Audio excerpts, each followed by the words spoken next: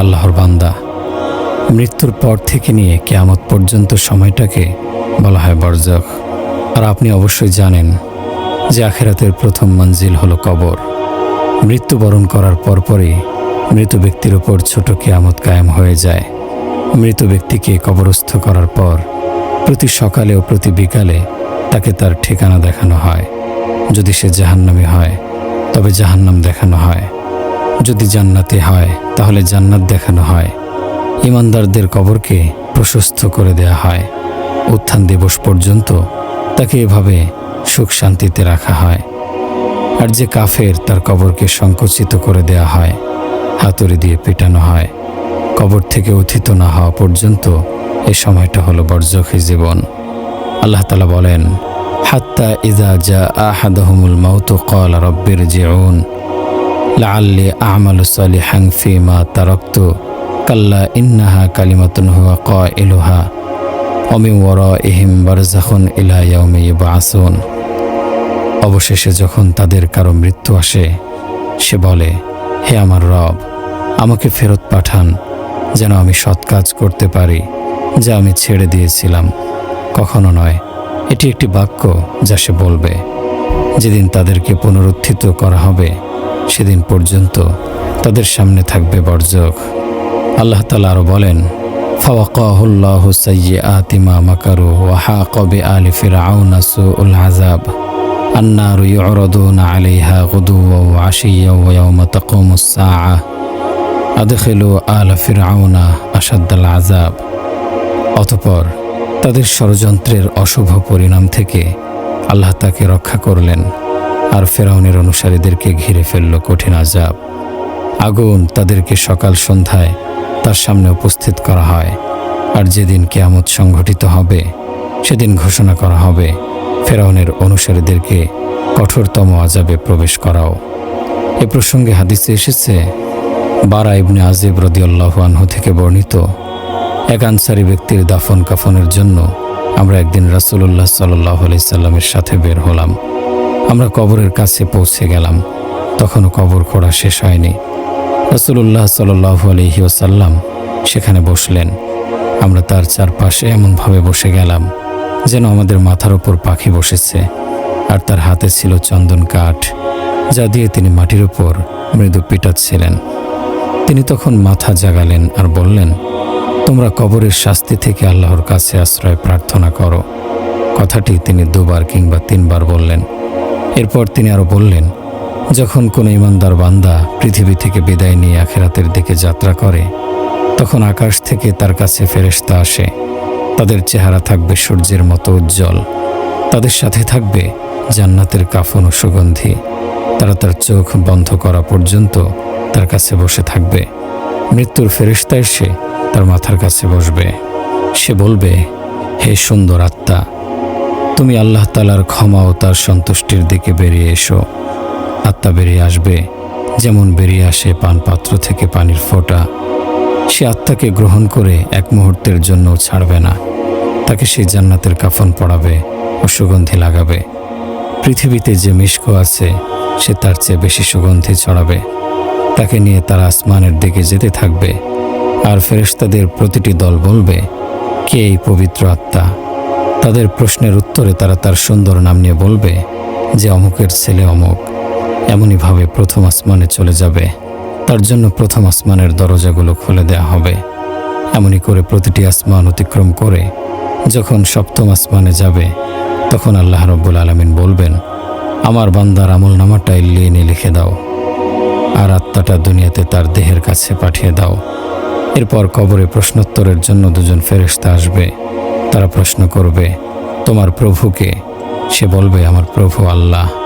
তারা প্রশ্ন করবে, তোমার ধর্ম কি?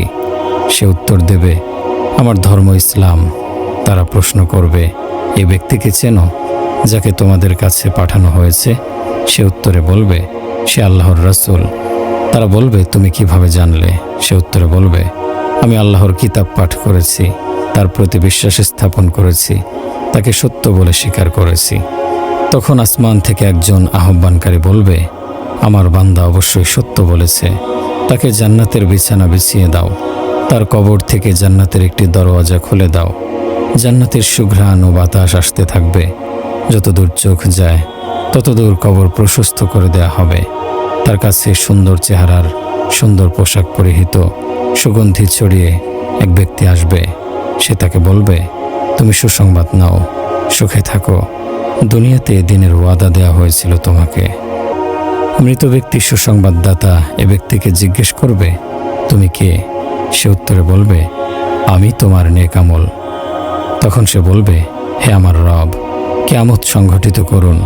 হে আমার রব, কিয়ামত সংঘটিত করুন, যেন আমি আমার সম্পদ ও পরিবারের কাছে ফিরে যেতে পারি। আর যখন কোনো কাফের দুনিয়া থেকে বিদায় হয়ে আখেরাত পানে যাত্রা করে, তখন তার কাছে কালো চেহারার ফেরেশতা আগমন করে। তার সাথে থাকে চুল দ্বারা তৈরি কষ্টদায়ক কাপড়। তারা চোখ বুঝে যাওয়া পর্যন্ত তার কাছে বসে থাকে। এরপর আসে মৃত্যুর ফেরেশতা, তার মাথার কাছে বসে বলে, হে দুর্বৃত্ত পাপিষ্ঠ আত্মা, বের হয়ে আসো আল্লাহর ক্রোধ ও গজবের দিকে। তখন তার দেহে প্রচণ্ড কম্পন শুরু হয়। তার আত্মা টেনে বের করা হয়, যেমন আর্দ্র রেশমের ভেতর থেকে লোহার ব্রাশ বের করা হয়। যখন আত্মা বের করা হয়, তখন এক মুহূর্তের জন্য ফেরেশতা তাকে ছেড়ে দেয় না। সেই কষ্টদায়ক কাপড় দিয়ে তাকে পেঁচিয়ে ধরে। তার লাশটি পৃথিবীতে পড়ে থাকে। আত্মাটি নিয়ে যখন উপরে উঠতে থাকে, তখন ফেরেশতারা বলতে থাকে, কে এই পাপিষ্ঠ আত্মা? তাদের উত্তরে তার নাম উল্লেখ করে বলা হয়, অমুক অমুকের ছেলে। প্রথম আসমানে গেলে তার জন্য দরজা খোলার অনুরোধ করা হলে দরজা খোলা হয় না। এ সময় রাসূল সাল্লাল্লাহু আলাইহি সাল্লাম এই আয়াতটি পাঠ করলেন, লা তুফাত্তাহু লাহুম আবওয়াবুস সামাই ওয়ালা ইয়াদখুলুনাল জান্নাতা হাত্তা ইয়ালিজাল জামালু ফি সাম্মিল খিয়াত। তাদের জন্য আসমানের দরজাসমূহ খোলা হবে না এবং তারা জান্নাতে প্রবেশ করবে না যতক্ষণ না উট সূচের ছিদ্রতে প্রবেশ করে। অতঃপর আল্লাহ তাআলা বলবেন, তার আমলনামা সিজ্জিনে লিখে দাও, যা সর্বনিম্ন স্তর। এরপর তার আত্মাকে পৃথিবীতে নিক্ষেপ করা হবে। এ কথা বলে রাসূলুল্লাহ সাল্লাল্লাহু আলাইহি ওয়াসাল্লাম এই আয়াতটি পাঠ করেন, ওমা ইউশরিক বিল্লাহি ফাকান্নামা খাররা মিনাস সামাই ফাতাখতাফুহু আত-তায়রু আও তাহবি বিহির রিহু ফি মাকানিন সাহিক। আর যে আল্লাহর সাথে শরিক করে, সে যেন আকাশ থেকে পড়ল, অতঃপর পাখি তাকে ছো মেরে নিয়ে গেল, কিংবা বাতাস তাকে দূরের কোনো জায়গায় নিক্ষেপ করল। এরপর তার দেহে তার আত্মা চলে আসবে। দুজন ফেরেশতা আসবে, তাকে বসাবে। এরপর তাকে জিজ্ঞেস করবে, তোমার প্রভুকে? সে বলবে, হায় হায়, আমি তো জানি না। তারা তাকে আবার জিজ্ঞেস করবে, তোমার ধর্ম কি? সে বলবে, হায় হায়, আমি জানি না। তারপর জিজ্ঞেস করবে, এ ব্যক্তিকে যাকে তোমাদের মধ্যে পাঠানো হয়েছিল? সে উত্তর দেবে, হায় হায়, আমি জানি না। তখন আসমান থেকে এক আহ্বানকারী বলবে, সে মিথ্যা বলেছে, তাকে জাহান্নামের বিছানা বিছিয়ে দাও। জাহান্নামের একটি দরজা তার জন্য খুলে দাও। জাহান্নামের তাপ ও বিষাক্ততা তার কাছে আসতে থাকবে। তার জন্য কবরকে এমন সংকুচিত করে দেয়া হবে যাতে তার হাড্ডিগুলো আলাদা হয়ে যাবে। তার কাছে এক ব্যক্তি আসবে যার চেহারা বিদঘুটে, পোশাক নিকৃষ্ট ও দুর্গন্ধময়। সে তাকে বলবে, যে দিনের খারাপ পরিণতি সম্পর্কে তোমাকে বলা হয়েছিল তা আজ উপভোগ করো। সেই বিদঘুটে চেহারার লোকটিকে জিজ্ঞেস করবে, তুমি কে? সে বলবে, আমি তোমার অসৎকর্ম। এরপর সে বলবে, হে প্রভু, আপনি যেন কিয়ামত সংঘটিত না করেন। আল্লাহর কাছে প্রার্থনা, তিনি যেন আমাদেরকে কবরের এই ভয়াবহ আযাব থেকে হেফাজত করেন। মৃত্যুর সময় কাফেরেরা খুবই কঠিন ও ভয়াবহ পরিস্থিতির শিকার হয়ে থাকে। আল্লাহ তাআলা বলেন, ওয়ালাউ তারা ইজিজ যালিমুনা ফি গামারাতিল মাউতি ওয়াল মালাইকাতু বাসিতু আইদিহিম আখরিজু আনফুসাকুম আল-ইয়াওমা তুজজাউনা আযাবাল হুনি বিমা কুনতুম তাকুলুনা আলাল্লাহি গায়রাল হাক্কি ওয়া কুনতুম আন আয়াতিহি তাস্তাকবিরুন। আপনি যদি জালিমদেরকে ওই সময় দেখতে পেতেন যখন তারা মৃত্যু যন্ত্রণায় থাকবে এবং ফেরেশতাগণ হাত বাড়িয়ে বলবেন, তোরা নিজেরাই নিজেদের প্রাণ বের করে আনো, তোদের আমলের কারণে আজ তোদেরকে অবমাননাকর আযাব দেয়া হবে, কারণ তোরা আল্লাহর ওপর মিথ্যারোপ করেছিলি এবং তোরা তার আয়াতের বিরুদ্ধে অহংকার করেছিলি। এই আয়াতের ব্যাখ্যায় আল্লামা আব্দুর রহমান আস-সাদি রহমতুল্লাহি আলাইহি বলেন, আপনি যদি কাফেরদের মৃত্যুকালীন কঠিন অবস্থা প্রত্যক্ষ করতেন, তাহলে অবশ্যই এমন ভয়াবহ অবস্থা প্রত্যক্ষ করতেন যা কারো পক্ষে বর্ণনা করা সম্ভব নয়। কাফেরদের মৃত্যুর সময় ফেরেশতাগণ তাদেরকে আঘাত করতে থাকেন এবং বলতে থাকেন, তোরা নিজেরাই নিজেদের প্রাণ বের করে আন, আজ তোদেরকে কঠিন শাস্তি প্রদান করা হবে। আল্লাহর ওপর মিথ্যারোপ, রাসূলগণ কর্তৃক আনিত সত্য প্রত্যাখ্যান ও আল্লাহর আয়াতের সাথে অহংকার করার কারণে তোদের এই শাস্তি। আল্লাহ তাআলা বলেন, ওয়ালাউ তারা ইয ইয়াতাওয়াফাল্লাযীনা কাফারুল মালাইকাতু ইয়াদরিবুনা ওয়ুজুহাহুম ওয়া আদবারহুম ওয়াযুকু আযাবাল হারিক। আর যদি আপনি দেখেন, যখন ফেরেশতারা কাফেরদের জান কবজ করার সময় তাদের মুখে এবং তাদের পশ্চাৎ দেশে প্রহার করতে করতে বলবেন, তোরা জ্বলন্ত আগুনের আযাবের স্বাদ গ্রহণ কর। হাদিসে এসেছে, কাফেরের মৃত্যুর সময় মালাকুল মউতের সাথে কুৎসিত চেহারা বিশিষ্ট একদল কঠিন প্রকৃতির ফেরেশতা আগমন করেন। কাফেরের রূহকে বলা হয়, হে অপবিত্র আত্মা, আগুন ও গরম পানির আযাবের দিকে বের হয়ে আয়। এ কথা শুনে তার রূহ শরীরের বিভিন্ন স্থানে পালাতে চেষ্টা করে, কিন্তু ফেরেশতাগণ অত্যন্ত কঠিনভাবে তার রূহকে টেনে বের করেন। হাদিসে এসেছে, সামুরা ইবনে জুনদুব রাদিয়াল্লাহু আনহু বলেন, রাসূলুল্লাহ সাল্লাল্লাহু আলাইহি ওয়াসাল্লাম বহু সময়ে তার সাহাবীদের বলতেন, তোমাদের কেহ কি কোনো স্বপ্ন দেখেছে? তখন কেহ কেহ তাদের দেখা স্বপ্নের বিবরণ দিতেন। একদিন সকালে তিনি আমাদের বললেন, গত রাতে আমার কাছে দুজন আগন্তুক আসলো। তারা আমাকে জাগালো আর বলল, চলেন। আমি তাদের সাথে চললাম। আমরা এক ব্যক্তির কাছে আসলাম, দেখলাম সে শুয়ে আছে, আর তার কাছে এক ব্যক্তি পাথর নিয়ে দাঁড়িয়ে আছে। সে পাথর দিয়ে তার মাথায় আঘাত করছে, ফলে তার মাথা চূর্ণ বিচূর্ণ হয়ে যাচ্ছে। একটু পর তার মাথা ভালো হয়ে যাচ্ছে, আবার সে পাথরটি নিয়ে তার মাথায় আঘাত করছে, তার মাথা পূর্বের অবস্থায় ফিরে যাচ্ছে, আবার আঘাত করছে, এভাবেই চলছে। আমি তাদের বললাম, সুবহানাল্লাহ, এ দু ব্যক্তি কে? তারা আমাকে বলল, সামনে চলুন। আমরা চলতে থাকলাম। অতঃপর এক ব্যক্তির কাছে আসলাম, দেখলাম সে চিত হয়ে শুয়ে আছে। আরেক ব্যক্তি তার মাথার কাছে কুঠার নিয়ে দাঁড়িয়ে আছে। তাকে উলট পালট করে তার শরীর চিড়ছে, একবার চিৎ করছে, আরেকবার উপর করছে। যখন পিঠের দিকটা এরকম করছে, তখন সামনের দিকটা ভালো হয়ে যাচ্ছে, আবার যখন সামনের দিকটা এমন করছে, তখন পিঠের দিকটা ভালো হয়ে যাচ্ছে।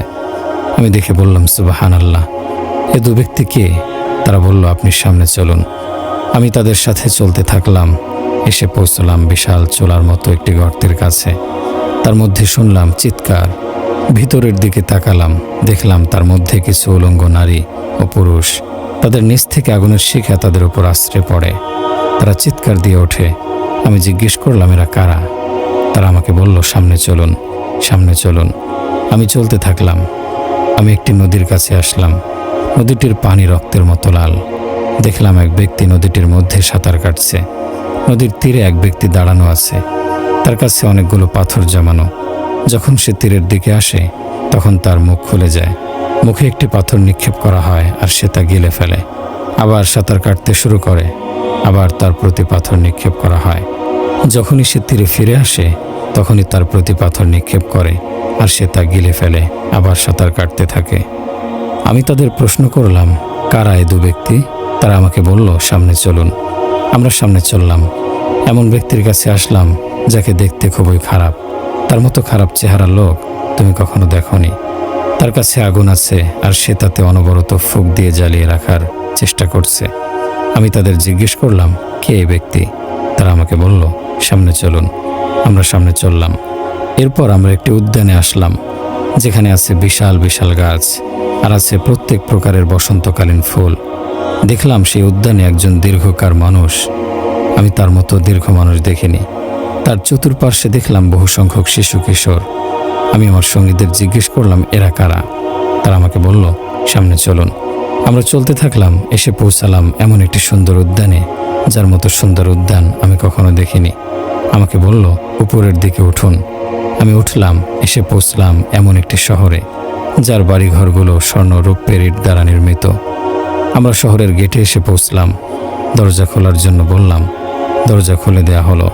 দেখলাম সেখানে কিছু মানুষ আছে, যাদের শরীর অর্ধেক অংশ অত্যন্ত সুন্দর আর অর্ধেক অতি কুৎসিত। আমার সঙ্গীদ্বয় তাদের বলল, তোমরা ওই নদীতে যাও, নদীর পানি অত্যন্ত স্বচ্ছ। তারা নদীতে ঝাঁপ দিয়ে ফিরে আসলো। দেখা গেল তাদের পুরো শরীর সুন্দর হয়ে গেছে। সঙ্গীদ্বয় আমাকে বলল, এটা হলো জান্নাতে আদন, আর ওইগুলো হলো আপনার বাসস্থান। আমার দৃষ্টি উপরে উঠে গেল। আমি দেখলাম সাদা মেঘের মতো শুভ্র একটি প্রাসাদ। আমাকে বলল, এটা আপনার ঘর। এরপর আমি তাদের উভয়কে বললাম, আল্লাহ তোমাদের বরকত দিন, আমাকে একটু সুযোগ দাও, আমি প্রবেশ করি। তারা আমাকে বলল, এখন তো সম্ভব নয়, তবে আপনি তো সেখানে প্রবেশ করবেন। এরপর আমি তাদের উভয়কে বললাম, রাত থেকে শুরু করে আমি আশ্চর্যজনক অনেক বিষয় দেখলাম। যা দেখলাম তা কি? তারা বলল, আমরা আপনাকে এখনই বলছি। তা হলো, যার মাথায় আপনি পাথর দিয়ে আঘাত করতে দেখেছেন, সে হলো এমন ব্যক্তি যে আল কোরআন গ্রহণ করেছিল কিন্তু পরে তা ছেড়ে দিয়েছে ও ফরজ নামাজ রেখে ঘুমিয়ে থেকেছে। আর যার মাথায় কুঠার দিয়ে আঘাত করতে দেখেছেন, সে হলো এমন ব্যক্তি যে সকালবেলা ঘর থেকে বের হতো আর মিথ্যা ছড়িয়ে বেড়াতো পৃথিবীর বিভিন্ন স্থানে। আর যে চুলোর মধ্যে উলঙ্গ নারী ও পুরুষ দেখেছেন, তারা হলো ব্যভিচারী নর নারী। আর যাকে দেখেছেন রক্ত নদীতে সাঁতার কাটছে, সে হলো সুদখোর। আর যাকে আগুন ফুঁকতে দেখেছেন, সে হলো জাহান্নামের রক্ষী। আর উদ্যানে যে দীর্ঘকায় মানুষটিকে দেখেছেন, তিনি হলেন ইব্রাহিম আলাইসাল্লাম। আর তার চারদিকের শিশু কিশোররা হলো যারা স্বভাব ধর্মের উপর শিশু অবস্থায় মৃত্যুবরণ করেছে। এ কথা বলার সময় অনেকে প্রশ্ন করল, ইয়া রাসূলুল্লাহ, মুশরিকদের শিশু সন্তানদেরও কি এই অবস্থা হবে? রাসূলুল্লাহ সাল্লাল্লাহু আলাইহি সাল্লাম বললেন, মুশরিকদের শিশু সন্তানদেরও এই অবস্থা হবে। আর যে সকল মানুষকে দেখেছেন যে তাদের কিছু অংশ কুৎসিত আর কিছু অংশ সুন্দর, তারা হলো এমন মানুষ যারা সৎকর্ম করেছে আবার পাপাচারে লিপ্ত হয়েছে। আল্লাহ তাদের ক্ষমা করে দিলেন। বুখারীর অন্য একটি বর্ণনা এসেছে, যাকে কুঠার দিয়ে মাথায় আঘাত করা হচ্ছে, সে হলো এমন ব্যক্তি যে মিথ্যা রচনা করত আর তা বিভিন্ন প্রান্তে ছড়িয়ে দিত। কিয়ামত পর্যন্ত তাকে এভাবে শাস্তি দেয়া হবে। আর যার মাথায় কুঠার দিয়ে আঘাত করা হচ্ছে, সে হলো এমন ব্যক্তি যে আল কোরআন শিখেছে আর রাত নিদ্রায় কাটিয়েছে এবং দিনে কোরআন অনুযায়ী আমল করেনি। কিয়ামত পর্যন্ত তাকে এভাবে শাস্তি দেয়া হবে। আনাস ইবনে মালিক রাদিয়াল্লাহু আনহু থেকে বর্ণিত, তিনি বলেন, রাসূলুল্লাহ সাল্লাল্লাহু আলাইহি ওয়াসাল্লাম বলেছেন, যখন আমার প্রভু আমাকে ঊর্ধ্বে আরোহণ করালেন, তখন আমি এমন একদল মানুষ দেখলাম যাদের হাতে তামার বড় বড় নখ। এ নখ দিয়ে তারা তাদের মুখমণ্ডল ও বক্ষ খামচাচ্ছে। আমি জিজ্ঞেস করলাম, হে জিবরিল, এরা কারা? সে বলল, এরা হলো ওই সকল মানুষ যারা মানুষের গোশত খেত, তাদের সম্মানহানি ঘটাতো। মানুষের গোশত খাওয়ার অর্থ হলো তাদের দোষ চর্চা করা, গীবত করা, তাদের দোষ প্রচার করে সমাজে তাদেরকে হায় প্রতিপন্ন বা মানহানি করা। যেমন আল্লাহ তাআলা বলেন, ওয়ালা ইয়াগতাব বা'দুকুম বা'দান আইয়ুহিব্বু আহাদুকুম আন ইয়াকুলা লাহমা আখিহি মাইতান ফাকারিহতুমু। তোমরা একে অপরের গীবত করো না। তোমাদের মধ্যে কেউ কি নিজ মৃত ভাইয়ের গোশত খেতে পছন্দ করবে? তোমরা তো তা অপছন্দই করে থাকো। এই আয়াতে অপরের দোষ চর্চাকে আল্লাহ রাব্বুল আলামিন নিজ মৃত ভাইয়ের গোশত খাওয়ার সাথে তুলনা করেছেন। যারা এটা করে তারা মূলত নিজ মৃত ভাইয়ের গোশত খাওয়ার মতো নিকৃষ্ট কাজ করে। এটা এমন একটি অপরাধ যা আল্লাহ নিজে ক্ষমা করবেন না, যতক্ষণ না যার গীবত করা হয়েছে সে ক্ষমা না করে। এটা ইসলামী বিধানে একটি মানবাধিকার। যারা গীবত করে, অপরের দোষ চর্চা করে, সমাজে তাকে অপমান করে, তারা এ মানবাধিকার লঙ্ঘনের অপরাধে অপরাধী। আল্লাহ তাদের ক্ষমা করবেন না। যার গীবত করা হয়েছে, যাকে অপমান করা হয়েছে, তার কাছ থেকে ক্ষমা চেয়ে নিতে হবে, অথবা তাকে যথাযথ ক্ষতিপূরণ দিয়ে দায়মুক্ত হতে হবে। যখন কোনো ব্যক্তি মারা যায়, তখন সে সুখে থাকে অথবা শাস্তি ভোগ করতে থাকে। আর সুখ বা শাস্তি তার আত্মা ও দেহ উভয় ভোগ করে থাকে। কখনো আত্মা দেহে আসে, তখন দেহ ও আত্মা উভয় একসাথে সুখ বা শাস্তি ভোগ করে। অতঃপর কিয়ামতের দিন আত্মা শরীরের সাথে একত্র হয়ে কবর থেকে উত্থিত হবে। ইমাম নববী রহমতুল্লাহি আলাইহি বলেন, আহলে সুন্নাত ওয়াল জামাতের অনুসারীরা বিশ্বাস করেন যে কবরের শাস্তি একটি সত্য বিষয়। আর এ বিষয়ে কোরআন ও হাদিসের বহু সংখ্যক প্রমাণ রয়েছে। যেমন আল্লাহ রাব্বুল আলামিন বলেন, আন-নারু ইউরাদুনা আলাইহা গুদুওয়া ওয়া আশিয়া। আগুন তাদেরকে সকাল সন্ধ্যায় তার সামনে উপস্থিত করা হয়।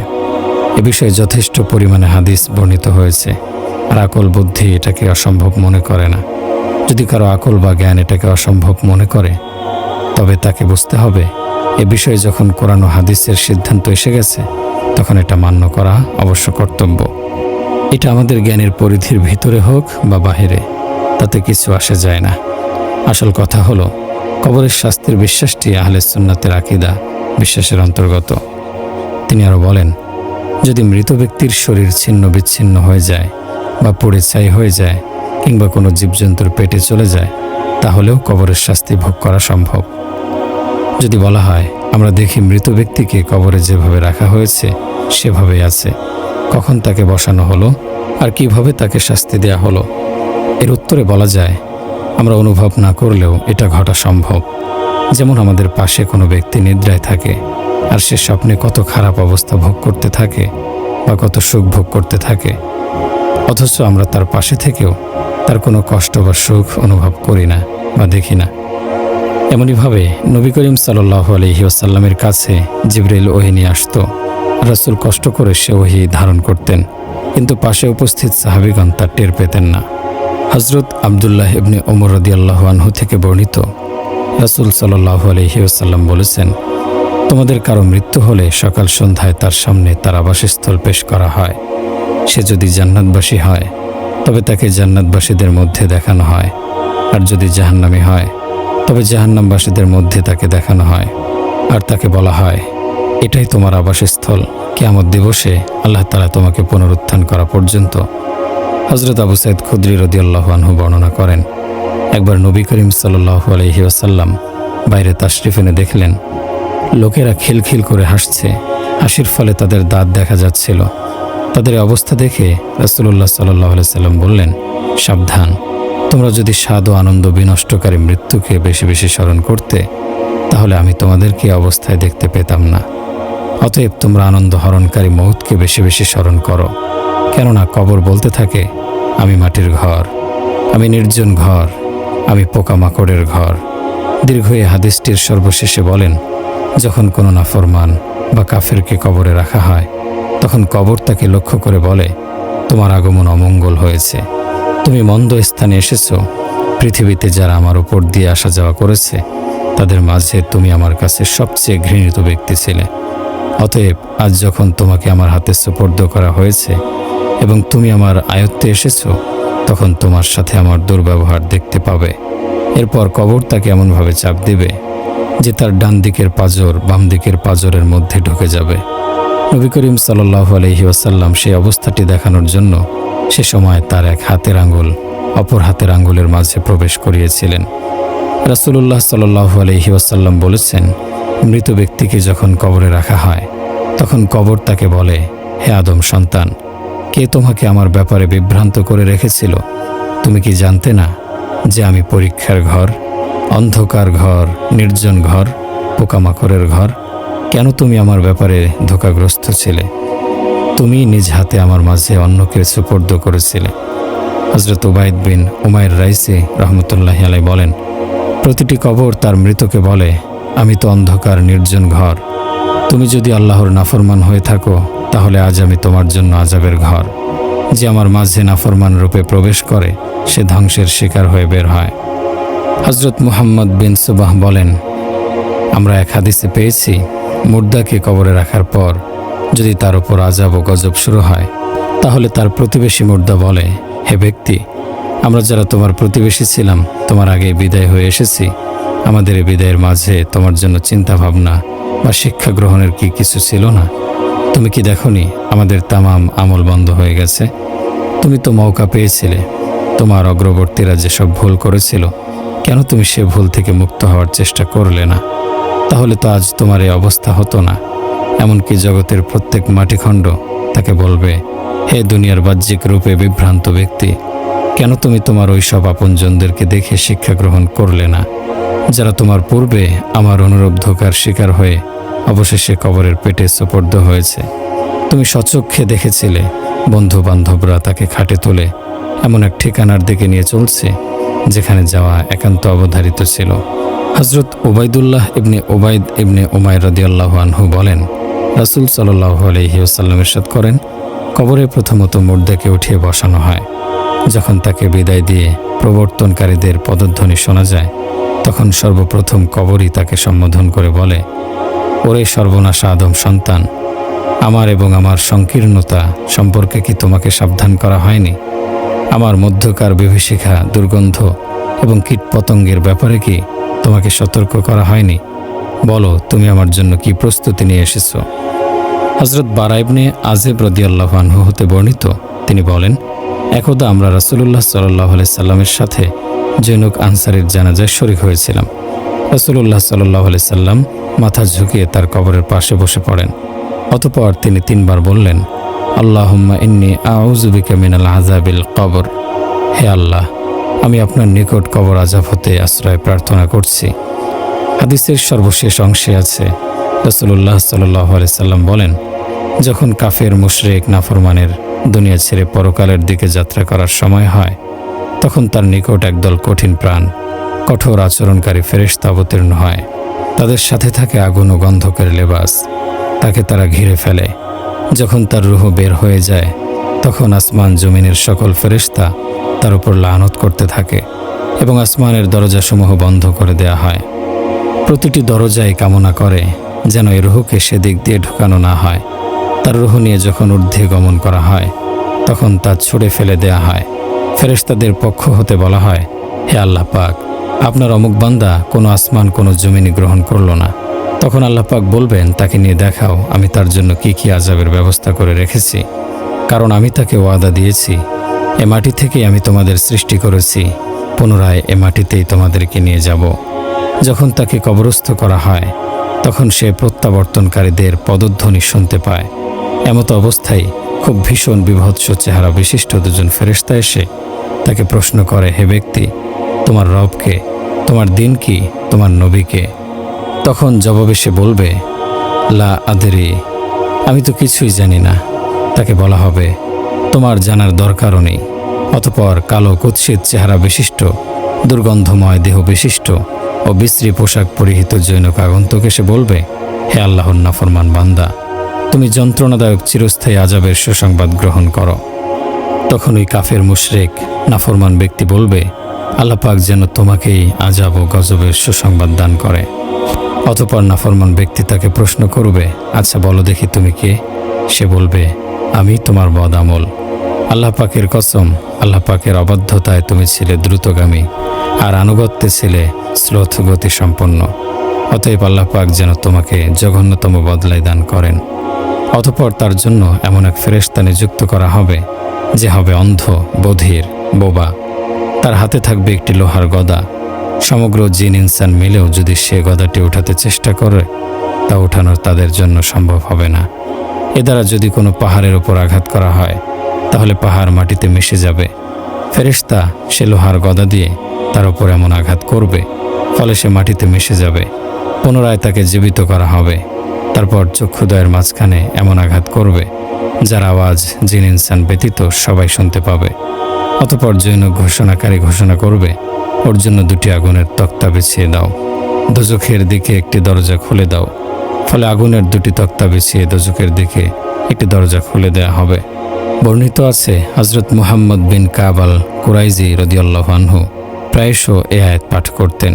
অবশেষে মৃত্যু যখন তাদের কাউকে গ্রাস করে ফেলে, তখন তারা বলে, হে পালনকর্তা, আমাকে আবার দুনিয়াতে পাঠিয়ে দিন, তাহলে নিশ্চয়ই আমি নেক আমল করব, যা পূর্বে বর্জন করেছিলাম। তিনি আরও বলেন, মৃত ব্যক্তিকে বলা হবে, তুমি কি চাও, কোন বস্তুর আগ্রহ করো?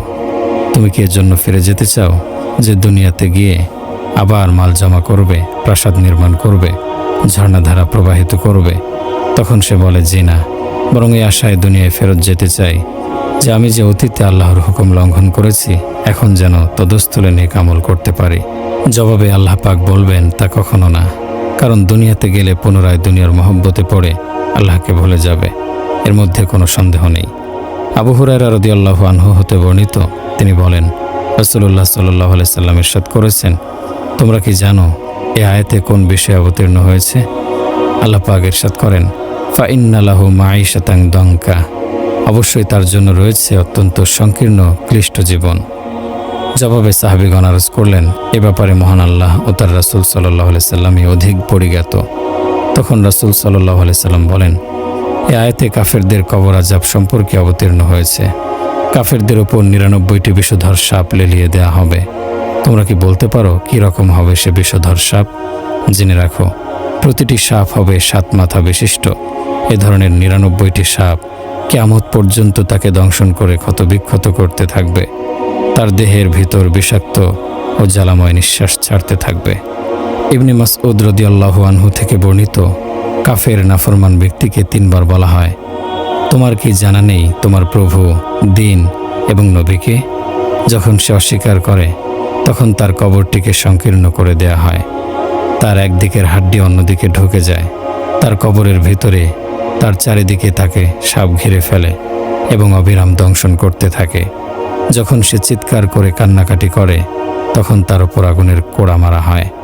ইবনে মাসউদ রাদিয়াল্লাহু আনহু এর অন্য একটি বর্ণনায় আছে, কাফের নাফরমান ব্যক্তি যখন মুনকার নাকিরের প্রশ্নের প্রতি উত্তরে অক্ষমতা প্রকাশ করে তখন তার প্রত্যেক দিক দিয়ে সাপ বের হয়ে তাকে দংশন করতে থাকে। ইবনে মাসউদ রাদিয়াল্লাহু আনহু এর অন্য আরেকটি বর্ণনায় আছে, নাফরমানের রূহ জমিনের নিচে সিজ্জিনে নিক্ষেপ করা হয়। তার চতুর্পার্শ্বে সমস্ত নাফরমানের রূহসমূহ এসে জড়ো হয়। হযরত আবু সাঈদ খুদরি রাদিয়াল্লাহু আনহু বর্ণনা করেন যে একবার রাসূলুল্লাহ সাল্লাল্লাহু আলাইহি সাল্লামের সাথে এক জানাজায় গেলাম। রাসূল সাল্লাল্লাহু আলাইহি সাল্লাম কবরের নিকটে বসে লোকদেরকে মুনকার নাকিরের সওয়াল জবাবের বিষয় নিয়ে আলোচনা করলেন। অতঃপর বললেন, মুমিনের জন্য জান্নাতের সুসংবাদ এবং নাফরমানের জন্য জাহান্নামের সুসংবাদ। এ সময় তিনি বলেন, নাফরমানকে হাতুড়ি দ্বারা এমনভাবে মারা হয় যা জিন ইনসান ব্যতীত সমস্ত মাখলুক শ্রবণ করে। হযরত আবু রাফি রাদিয়াল্লাহু আনহু থেকে বর্ণিত আছে, রাসূলুল্লাহ সাল্লাল্লাহু আলাইহি সাল্লাম একটি কবরের নিকট দিয়ে যাওয়ার পথে বললেন, উফ উফ, পরিতাপ পরিতাপ। আমি বললাম, হে আল্লাহর রাসূল, আমার মা বাপ আপনার উপর উৎসর্গ হোক, আপনার সাথে এখন আমি ছাড়া আর কেউ নেই। আপনি যে পরিতাপ প্রকাশ করলেন উহা কি আমার সম্পর্কে? এ প্রশ্নের প্রতি উত্তরে নবী করিম সাল্লাল্লাহু আলাইহি সাল্লাম বললেন, উহা তোমার সাথে সম্পর্কিত নয়। এ অনুতাপ ওই ব্যক্তির সাথে সম্পৃক্ত যে ওই কবরে অবস্থান করছে। ওই মৃত ব্যক্তিকে আমার ব্যাপারে জিজ্ঞেস করায় সে আমার ব্যাপারে সন্দেহ পোষণ করল, এজন্য আমি অনুতাপ প্রকাশ করলাম। আবু রাফি রাদিয়াল্লাহু আনহু এর বর্ণনা যে কবরের নিকট দিয়ে আমরা পথ চলছিলাম তা জান্নাতুল বাকিতে ছিল। তিনি অনুতাপ প্রকাশ করে বললেন, মাইয়িতকে হেদায়েত দেওয়া হয়নি, সে হেদায়েত পায়নি, কেননা আমার ব্যাপারে যখন তাকে জিজ্ঞেস করা হচ্ছিল যে উত্তরে বলল, আমি তাকে চিনি না। হযরত আবু রাফি রাদিয়াল্লাহু আনহু এর বর্ণনা যে আমি দেখলাম জান্নাতুল বাকিতে একটি নতুন কবর, তার দাফন কাজ কিছুক্ষণ পূর্বেই সম্পন্ন হয়েছে। দাফনের পর যে কবরের উপর পানি ছিটানো হয়েছে তার চিহ্ন তখনও বিদ্যমান ছিল। ওই কবরের মৃত ব্যক্তির ব্যাপারে রাসূলুল্লাহ সাল্লাল্লাহু আলাইহি সাল্লাম উপর উল্লেখিত বর্ণনা দিয়েছিলেন, কিন্তু আমি প্রথমে মনে করেছিলাম উহা আমার ব্যাপারে বলা হচ্ছে। হযরত আয়েশা রাদিয়াল্লাহু আনহা বর্ণনা করেন, রাসূলুল্লাহ সাল্লাল্লাহু আলাইহি সাল্লাম ইরশাদ করেন, যখন নাফরমান পাপীর জানাজা ঘর থেকে লোকেরা নিয়ে কবরস্থানের দিকে যায় তখন সে এমন চিৎকার করে ওঠে যে যদি কোনো মানুষ তা শুনত তাহলে বেহুশ হয়ে গড়িয়ে পড়ত। হযরত রাসূলুল্লাহ সাল্লাল্লাহু আলাইহি সাল্লাম ইরশাদ করেছেন, আমি যত বিভীষিকাপূর্ণ দৃশ্য দেখেছি তার মধ্যে সবচেয়ে বিভীষিকাময় স্থান হলো কবর। হযরত বারা রাদিয়াল্লাহু আনহু বর্ণনা করেন, রাসূলুল্লাহ সাল্লাল্লাহু আলাইহি সাল্লামের সাথে এক জানাজায় আমরা অংশগ্রহণ করলাম। আমরা দেখলাম রাসূলুল্লাহ সাল্লাল্লাহু আলাইহি সাল্লাম কবরের কিনারায় বসে পড়লেন। অতঃপর তিনি এত অধিক পরিমাণে কাঁদলেন এবং আমাদেরকে কাঁদালেন যে জমিনের দ্বারা সিক্ত হয়ে গেল। রাসূলুল্লাহ সাল্লাল্লাহু আলাইহি সাল্লাম ওই সময় বললেন, আমার সাথীবর্গ, এমন কঠিন নির্জন স্থানের জন্যই প্রস্তুতি নাও। হযরত আবু সাঈদ খুদরি রাদিয়াল্লাহু আনহু হতে বর্ণিত আছে, রাসূলুল্লাহ সাল্লাল্লাহু আলাইহি সাল্লাম ইরশাদ করেছেন, কবর হয়তো জান্নাতের ফলে ফলে সুসজ্জিত একটি বাগান, না হয় জাহান্নামের একটি গর্ত। নেক ও বদের ভিত্তিতে এমনটা হয়ে থাকে। হযরত আলী রাদিয়াল্লাহু আনহু তার কোনো এক খুতবায় বলেন, কবর আগুনের একটি গর্ত অথবা জান্নাতের একটি বাগান। তোমরা কবরের কথা শোনো না, অথচ উহা দৈনিক 3 বার উচ্চস্বরে বলে, আমি পোকামাকড়ের ঘর, আমি অন্ধকার ঘর, আমি বিভীষিকাপূর্ণ ঘর। হযরত উম্মে বসর রাদিয়াল্লাহু আনহু থেকে বর্ণিত, রাসূলুল্লাহ সাল্লাল্লাহু আলাইহি সাল্লাম ইরশাদ করেন, তোমরা কবরের আযাব থেকে আল্লাহ তাআলার নিকট পানাহ চাও। আমি বললাম, মৃত ব্যক্তিকে কি কবরে আযাব দেওয়া হয়? রাসূলুল্লাহ সাল্লাল্লাহু আলাইহি সাল্লাম বললেন, হ্যাঁ, এমন আযাব যা চতুষ্পদ জন্তু শ্রবণ করে। হযরত আবু আইয়ুব বলেন, একবার রাসূল সাল্লাল্লাহু আলাইহি ওয়াসাল্লাম সূর্য অস্তমিত হওয়ার সঙ্গে সঙ্গে বের হলেন। তখন তিনি একটি আওয়াজ শুনতে পেয়ে বললেন, ইহুদিদের কবরে আযাব দেওয়া হচ্ছে। হযরত আবু হুরায়রা থেকে বর্ণিত, রাসূল সাল্লাল্লাহু আলাইহি সাল্লাম এ মর্মে দোয়া করতেন যে, হে আল্লাহ, আপনার নিকটে কবরের আযাব থেকে আশ্রয় প্রার্থনা করছি, আরও প্রার্থনা করছি জাহান্নামের আযাব থেকে, জীবন ও মরণের ফিতনা থেকে এবং মাসিহে দাজ্জালের ফিতনা থেকে। হযরত আয়েশা রাদিয়াল্লাহু আনহা বলেন, রাসূল সাল্লাল্লাহু আলাইহি ওয়াসাল্লাম তার মৃত্যু সজ্জার সময় আয়েশা রাদিয়াল্লাহু আনহার পালার দিন আসতে বিলম্বিত হচ্ছে দেখে বলতেন, আজ আমার অবস্থান কোথায় হবে এবং আগামীকালই বা কোথায় হবে। আয়েশা রাদিয়াল্লাহু আনহা বলেন, আমার দিন যেদিন আসলো সেদিন তিনি আমার পাঁজর ও বক্ষের মধ্যবর্তী স্থানে হেলান দেওয়া অবস্থায় আল্লাহ তাআলা তার রূহ কবজা করেন এবং আমার ঘরেই তাকে দাফন করা হয়।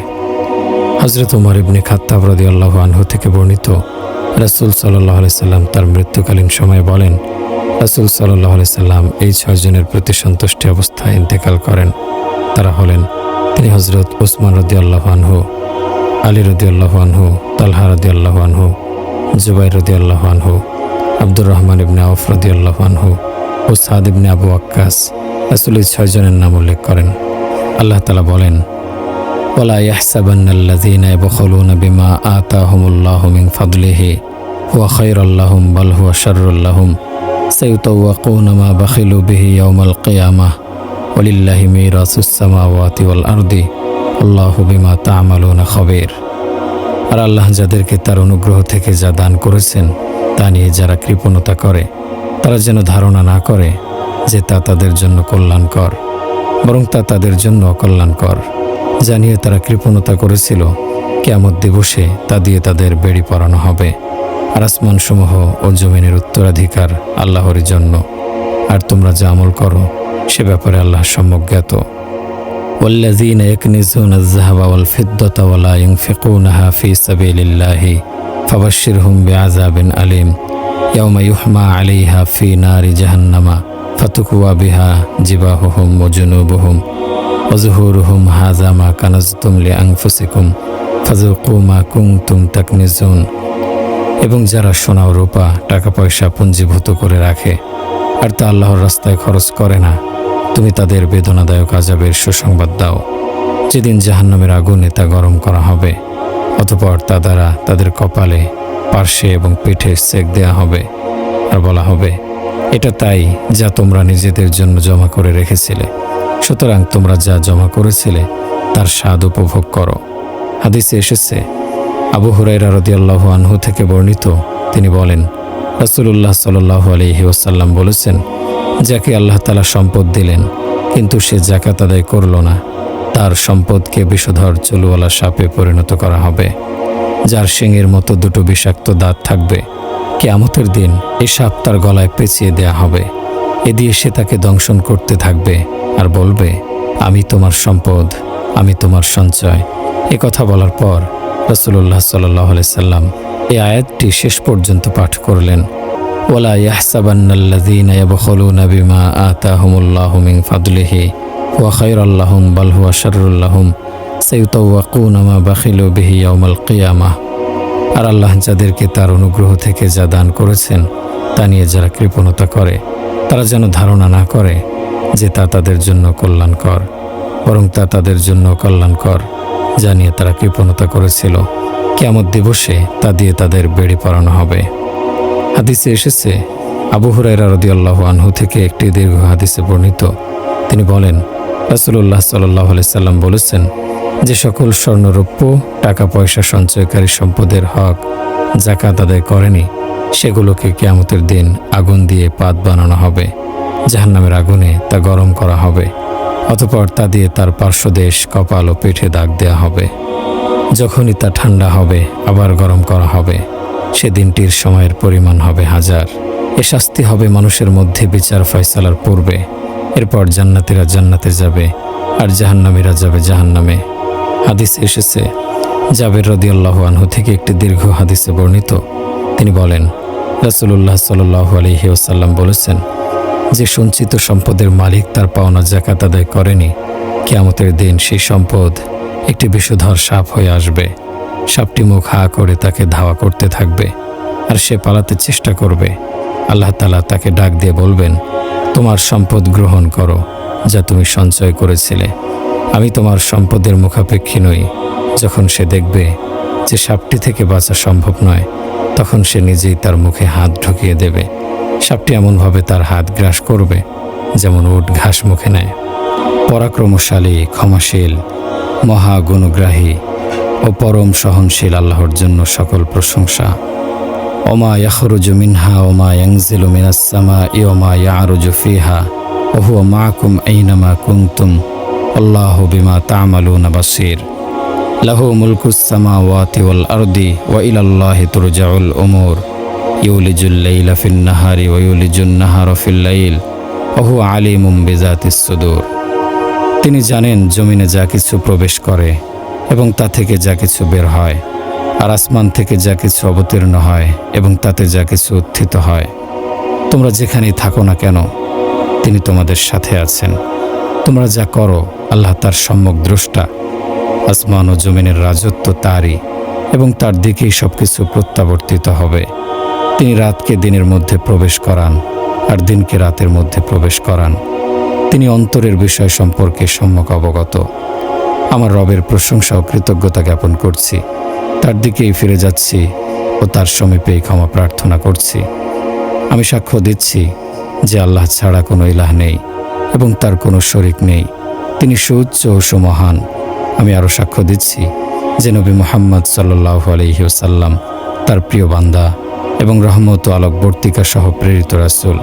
হে আল্লাহ, আপনার প্রিয় বান্দা ও রাসূল মুহাম্মদ, তার পরিবার এবং সাথীবর্গের উপর রহমত ও বরকত অবতীর্ণ করুন। বন্ধুরা, আল্লাহ তাআলাকে ভয় করুন, কেননা আল্লাহর ভয় তার আযাব থেকে মুক্তি দেয় এবং তার মহাপুরস্কার লাভের সহায়ক হয়। মুসলিম ভাই ও বন্ধুগণ, আপনারা দুনিয়াতে যে বাড়িতে বাস করেন, সে বাড়ি ছাড়াও আপনাদের আরেকটি বাড়ি আছে। সে বাড়িটি হয়তো চিরসুখের হবে, নয়তো চিরদুঃখের। অতি সত্বর সেখানে আপনাদের যেতে হবে। দিনের পরে রাত আসছে আর রাতের পরে দিন, এভাবে সময় গড়িয়ে যাচ্ছে। আর সময়ের বিবর্তনের সাথে সাথে আমরা প্রত্যেকে একটি নির্দিষ্ট কালের দিকে এগিয়ে যাচ্ছি। আর সে নির্দিষ্ট কাল যখন এসে পৌঁছবে, তখন সকলকেই মৃত্যুর স্বাদ আস্বাদন করতে হবে। আল্লাহ তাআলা বলেন, কুল্লু মান আলাইহা ফান ওয়া ইয়াবকা ওয়াজহু রাব্বিকা যুল জালালি ওয়াল ইকরাম। জমিনের ওপর যা কিছু রয়েছে সবই ধ্বংসশীল। মহামহিম ও মহানুভব তোমার রবের সত্তাই কেবল অবিনশ্বর। মৃত্যু এমন পরম সত্য যে কেউ তা অস্বীকার করে না। তবে সৎকর্মশীল মুমিন সর্বদা মৃত্যুর জন্য প্রস্তুতি গ্রহণ করে, আর পাপাচারী আশা আকাঙ্ক্ষার মাঝে ডুবে গিয়ে মৃত্যুর জন্য প্রস্তুতি গ্রহণ করার ফুরসত পায় না। তাই হঠাৎ অপ্রস্তুত অবস্থায় মৃত্যু এসে তাকে পাকড়াও করে ফেলে। ভালো কাজ করলে দুনিয়ার জীবনও সুন্দর ও সুখময় হয়, আর খারাপ কাজ করলে দুনিয়ার জীবনও তিক্ত হয়ে যায়।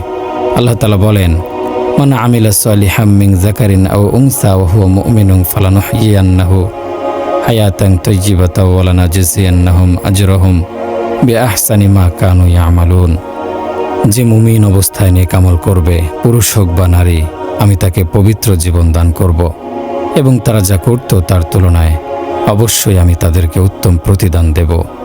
আল্লাহ তাআলা আরও বলেন, আর সত্য যদি তাদের কামনা বাসনার অনুগামী হতো, তবে আসমান জমিন এত দুভয়ের মাঝে যা কিছু আছে সব বিপর্যস্ত হয়ে যেত। তার দুনিয়ার জীবন কত সুন্দর যে একে নেক আমল দিয়ে সজ্জিত করে, আর তার জীবন কত কদাকার যে কুপ্রবৃত্তি ও কামনা বাসনার অনুগামী হয়ে যায়। আল্লাহ তাআলা বলেন, ওয়ালিল্লাহি মা ফিস সামাওয়াতি ওয়া মা ফিল আরদি লিয়াজজিয়াল্লাযীনা আসাউ বিমা আমিলু ওয়া ইয়াজজিয়াল্লাযীনা আহসানু বিল হুসনা। আসমান এবং জমিনে যা কিছু রয়েছে সব আল্লাহ তাআলারই। যারা মন্দ করে তিনি তাদের মন্দ কাজের প্রতিফল দেবেন, আর যারা সৎ কাজ করে তিনি তাদেরকে উত্তম প্রতিদানে ভূষিত করবেন। আল্লাহ তাআলা আরও বলেন, ইয়া আইয়ুহান নাসু ইন্না ওয়াদাল্লাহি হাক্কুন ফালা তাগুররান্নাকুমুল হায়াতুদ দুনিয়া ওয়া লা ইয়াগুররান্নাকুম বিল্লাহিল গরুর। হে মানব সমাজ, নিশ্চয়ই আল্লাহর ওয়াদা সত্য, অতএব দুনিয়ার জীবন যেন তোমাদেরকে ধোঁকা না দেয়, আর মহাপ্রবঞ্চক শয়তানও যেন তোমাদেরকে প্রতারিত করতে না পারে। যে আল্লাহর হুকুম আহকাম মেনে চলে ও নিষিদ্ধ কাজসমূহ থেকে দূরে থাকে, সে দুনিয়াতেই জান্নাতের অনাবিল সুখ ও আত্মিক প্রশান্তি অনুভব করতে পারে। এটা পরকালীন জান্নাতের একটা পার্থিব নমুনা মাত্র। যে এতে প্রবেশ করে সে পরকালীন জান্নাতেও প্রবেশ করবে। আল্লাহ তাআলা বলেন, ওয়াতিলকাল জান্নাতুল্লাতী উরিসতুমুহা বিমা কুনতুম তা'মালুন। তোমাদের সৎকর্মের প্রতিদান স্বরূপ তোমাদেরকে সে জান্নাতের অধিকারী করা হয়েছে। আর যে কুপ্রবৃত্তির অনুসরণ করে, কামনা বাসনার ময়দানে বিচরণ করে, সে দুনিয়াতে জাহান্নামের শাস্তি ভোগ করে। দুনিয়াতে যে জাহান্নামে ডুবে থাকে, পরকালে তার ঠিকানা জাহান্নাম ছাড়া আর কি হবে? হাদিসে আছে, জান্নাতের চারপাশে কষ্ট, ক্লেশ ও বাধা বিপত্তির বেড়াজাল, আর জাহান্নামের চতুর্পার্শ্বে রয়েছে কামনা বাসনার হাতছানি। হে আল্লাহর বান্দারা, সুন্নাত তরিকায় ও ইখলাসের সাথে সৎকর্ম করে জান্নাত লাভে সচেষ্ট হন। আমলের ক্ষেত্রে ইখলাস ও সুন্নাত উভয়টি প্রয়োজন। ইখলাসবিহীন কিংবা সুন্নতের বিপরীত কোনো আমল আল্লাহর নিকট কশ্চিনকালেও গ্রহণযোগ্য নয়। জান্নাত লাভে সচেষ্ট হওয়ার জন্য আল্লাহ তাআলা বান্দাদেরকে নানাভাবে উৎসাহিত করেছেন। জান্নাতের মনোমুগ্ধকর দৃশ্যের বিবরণ দিয়েছেন। জান্নাতবাসীদের অনাবিল ও অফুরন্ত সুখ শান্তির কথা বলেছেন। তারা কি কি আমল করে জান্নাত লাভে ধন্য হয়েছে তা বর্ণনা করেছেন। নবী করিম সাল্লাল্লাহু আলাইহি ওয়াসাল্লামও তার উম্মতকে জান্নাতের আমলের প্রতি উদ্বুদ্ধ করেছেন। তিনি বলেছেন, জান্নাতের প্রত্যাশী কেউ আছে কি? জান্নাত হলো অনুপম ও তুলনাহীন সুখ শান্তির জায়গা। আল্লাহর কসম, জান্নাতে রয়েছে চোখ ঝলসানো আলোর ফোয়ারা, মন মাতানো ফুলের সৌরভ, সুরম্য প্রাসাদ, সবেগে বয়ে চলা প্রস্রবণ, সুপক্ষ ফলফলাদি, লাবণ্যময় জীবনসঙ্গী, অসংখ্য পরিচ্ছদ এবং সুখ শান্তি, আরামায়েশ ও আনন্দ ফুর্তির সাথে সুউচ্চ অট্টালিকায় নির্বিঘ্নে জীবনযাপনের নিশ্চয়তা। সাহাবায়ে কেরাম বললেন, হ্যাঁ ইয়া রাসূলুল্লাহ, আমরা জান্নাত লাভ করতে প্রস্তুত। রাসূল সাল্লাল্লাহু আলাইহি ওয়াসাল্লাম বললেন, তোমরা ইনশাআল্লাহ বলো। তখন সবাই ইনশাআল্লাহ বলল। আবু হুরায়রা রাদিয়াল্লাহু আনহুর সূত্রে বর্ণিত, তিনি বলেন, আমরা রাসূল সাল্লাল্লাহু আলাইহি ওয়াসাল্লামকে জান্নাতের নির্মাণ শৈলী সম্পর্কে জিজ্ঞেস করলাম। তিনি বললেন, জান্নাতের একটি ইট স্বর্ণের, অপরটি রৌপ্যের, দুই ইটের মধ্যবর্তী মশলা হলো মিশকের। জান্নাতের নুরি ও কাকর হলো মুক্তা ও নীলকান্তমণি, এর মাটি হলো সুগন্ধময় জাফরানের। জান্নাতে যে প্রবেশ করবে সে চিরদিন সুখে থাকবে, দুঃখ কখনো তাকে স্পর্শ করবে না। জান্নাতীরা জান্নাতে চিরকাল থাকবে, তাদের কখনো মৃত্যু হবে না, তাদের পরিধি ও পোশাক কখনো পুরনো হবে না, তাদের যৌবন কোনোদিন লোপ পাবে না। জাবির রাদিয়াল্লাহু আনহুর সূত্রে বর্ণিত, তিনি বলেন, রাসূলুল্লাহ সাল্লাল্লাহু আলাইহি ওয়াসাল্লাম বলেছেন, জান্নাতীরা জান্নাতে প্রচুর পানাহার করবে, কিন্তু তাদের মলমূত্র ত্যাগ করতে হবে না। তবে খাবারের পর মিশকের সুঘ্রাণযুক্ত একটি ঢেকুর আসবে, এর ফলে তাদের মলমূত্র ত্যাগের প্রাকৃতিক প্রয়োজন মিটে যাবে। তাদের নাক থেকে শ্লেষ্মা বের হবে না, তাদের শ্বাস প্রশ্বাসের সাথে সাথে সুবহানাল্লাহ ও আলহামদুলিল্লাহ উচ্চারিত হবে। আনাস রাদিয়াল্লাহু আনহু হতে বর্ণিত, রাসূলুল্লাহ সাল্লাল্লাহু আলাইহি ওয়াসাল্লাম বলেছেন, এক সকাল অথবা এক বিকাল আল্লাহর জন্য ব্যয় করা দুনিয়া ও দুনিয়াতে যা কিছু আছে সব কিছুর চেয়ে উত্তম। জান্নাতের কোনো রমণী যদি দুনিয়ায় উঁকি মারে, তাহলে দুনিয়া ও জান্নাতের মধ্যবর্তী সব কিছু সুরভিত হয়ে যাবে। জান্নাতের কোনো রমণীর মাথার ওড়না দুনিয়া ও দুনিয়াতে যা কিছু আছে সব কিছুর চেয়ে উত্তম। জারির ইবনে আব্দুল্লাহ রাদিয়াল্লাহু আনহু হতে বর্ণিত, রাসূলুল্লাহ সাল্লাল্লাহু আলাইহি ওয়াসাল্লাম বলেছেন, জান্নাতে তোমরা তোমাদের রবকে সরাসরি দেখতে পাবে, যেমন দুনিয়াতে তোমরা চাঁদ দেখতে পাও। তাকে দেখতে গিয়ে তোমাদের ভিড় ঠেলে যেতে হবে না। আব্দুল্লাহ ইবনে মাসউদ রাদিয়াল্লাহু আনহু হতে বর্ণিত, তিনি বলেন, রাসূলুল্লাহ সাল্লাল্লাহু আলাইহি ওয়াসাল্লাম বলেছেন, সর্বশেষ কে জাহান্নাম হতে বের হয়ে জান্নাতে প্রবেশ করবে তার সম্পর্কে আমি জানি। এক লোক জাহান্নাম থেকে হামাগুড়ি দিয়ে বের হবে। আল্লাহ তাআলা তাকে বলবেন, যাও জান্নাতে প্রবেশ করো। সে জান্নাতের দিকে এগিয়ে যাবে। তার কাছে মনে হবে জান্নাত লোকজনে পরিপূর্ণ হয়ে গেছে, সেখানে কোনো জায়গা নেই। ফলে সে ফিরে এসে বলবে, হে আমার রব, জান্নাত তো লোকে লোকারণ্য, সেখানে তো কোনো জায়গা নেই। তখন আল্লাহ তাআলা বলবেন, যাও জান্নাতে প্রবেশ করো। তুমি যে দুনিয়ায় বাস করেছিলে সে দুনিয়ার চেয়ে 10 গুণ বড় জান্নাত তোমাকে দেয়া হলো। তখন সে বলবে, হে আমার রব, হে সারা জাহানের অধিপতি, আপনি কি আমার সাথে উপহাস করছেন? এ কথা বলে রাসূল সাল্লাল্লাহু আলাইহি সাল্লাম এত হেসেছেন যে তার মাড়ির দাঁত পর্যন্ত দেখা গেছে। তখন তিনি বলেছিলেন, এ লোক সবচেয়ে নিম্ন পর্যায়ের জান্নাতি। এই সত্য ওয়াদা, বাস্তব প্রতিদান ও চিরসুখের বাসস্থানের জন্যই আমাদের পূর্বসূরীরা অর্থ সম্পদ, জীবন জীবিকা ও পরিবার পরিজন সব লুটিয়ে দিতেন, ঘরবাড়ি ছেড়ে অজানার পথে পাড়ি জমাতেন, সৎ স্বভাবে ভূষিত হতেন, মন্দ স্বভাব হতে দূরে থাকতেন, সৃষ্টির প্রতি দয়া করতেন, কাউকে ভালোবাসলে আল্লাহর জন্যই ভালোবাসতেন, আর কারো প্রতি বিদ্বেষ পোষণ করলে আল্লাহর জন্যই তা করতেন। কাউকে কিছু দিলে আল্লাহর সন্তুষ্টির জন্যই দিতেন, আর কাউকে কোনো কিছু দেয়া থেকে বিরত থাকলে তাও আল্লাহর জন্যই করতেন। তাদের সকল কাজ আল্লাহর সন্তুষ্টি ও জান্নাত লাভের নিমিত্তেই হতো। তারা কখনো নিরাশ হতেন না, তাদের আমলের ধারা কখনো বন্ধ হতো না। আল্লাহর প্রতি আশা ও ভয়ের ভারসাম্যপূর্ণ মানদণ্ড কখনো একদিকে হেলে পড়তো না।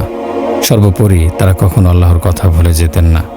আমার বন্ধুরা, আপনারা যারা দুনিয়ার মায়াজালে জড়িয়ে আখিরাতের কথা ভুলে গেছেন, আল্লাহ ধৈর্যশীল বলে যারা অন্যায় অপরাধ করতে দুঃসাহস করে, আল্লাহর আদেশসমূহ লঙ্ঘন করেন, যারা ধন সম্পদ ও নিয়ামত পেয়ে এর যথাযথ হক আদায় করেন না, তাদেরকে বলছি, সত্য ন্যায়ের পথে ফিরে আসুন। দুনিয়ার মোহ ও মায়ার সকল উদ্রজাল ছিন্ন করে সচেতন হন। দুনিয়ার মোহ ও মায়ার সকল ইন্দ্রজাল ছিন্ন করে সচেতন হন। অলসতার ঘুম থেকে জেগে উঠুন। মৃত্যু ও মৃত্যুর বিভীষিকা বেশি দূরে নয়, নিকটে অতি নিকটে। কবর ও কবরের অন্ধকার মিথ্যা নয়, কাছে, খুবই কাছে। যা অন্যদের নিকট এসেছিল তা তোমার নিকটে অতি সত্বর ধেয়ে আসবে। তোমার মাঝে আর জান্নাত কিংবা জাহান্নামের মাঝে মৃত্যু ছাড়া ভিন্ন কোনো প্রাচীর নেই। অতএব পরম করুণাময় রবের দিকে দৌড়ে যাও, তার শরণাপন্ন হও, আর লাঞ্ছনা, গঞ্জনা ও যন্ত্রণাদায়ক শাস্তির কেন্দ্র জাহান্নাম থেকে শতক্রোশ দূরে থাকতে সচেষ্ট হও। কেননা আল্লাহ তাআলা তোমাদেরকে এ ব্যাপারে বিভিন্নভাবে সতর্ক করেছেন এবং এমনভাবে জাহান্নামের মর্মন্তুদ শাস্তির বিবরণ দিয়েছেন যে তা যে কারো চোখের সামনে মূর্ত হয়ে ফুটে ওঠে। সাথে সাথে জাহান্নামীদের কর্মকাণ্ড ও জাহান্নামে যাওয়ার কার্যকারণ উল্লেখ করেছেন, যেন আমরা জাহান্নাম থেকে বেঁচে থাকতে পারি। আমাদের নবী সাল্লাল্লাহু আলাইহি ওয়াসাল্লামও জাহান্নামের কঠিন শাস্তির ব্যাপারে সতর্কবাণী করেছেন। তিনি বলেছেন, জাহান্নামের সবচেয়ে হালকা আযাব হবে ওই ব্যক্তির ওপর যাকে আগুনের দুটি চপ্পল পরানো হবে। এর ফলে তার মাথার মগজ টকবক করতে থাকবে, যেমন উনানে পাতিল টকবক করে।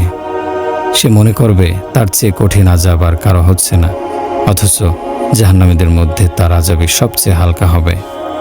নোমান ইবনে বাশির রাদিয়াল্লাহু আনহু হতে বর্ণিত, রাসূলুল্লাহ সাল্লাল্লাহু আলাইহি ওয়াসাল্লাম বলেছেন, জাহান্নামের সবচেয়ে কঠিন শাস্তি হলো মহাবিপর্যয়, কাঁটা বিশিষ্ট গুল্ম ও তিক্ত খাবার, রক্ত, পুজ ও গলিত ধাতুর পানীয়, আলকাতরা ও আগুনের পোশাক।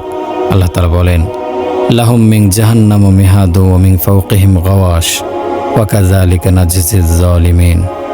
তাদের জন্য থাকবে জাহান্নামের বিছানা এবং তাদের উপরে থাকবে আগুনের আচ্ছাদন, আর এভাবেই আমি জালিমদেরকে প্রতিদান দেই।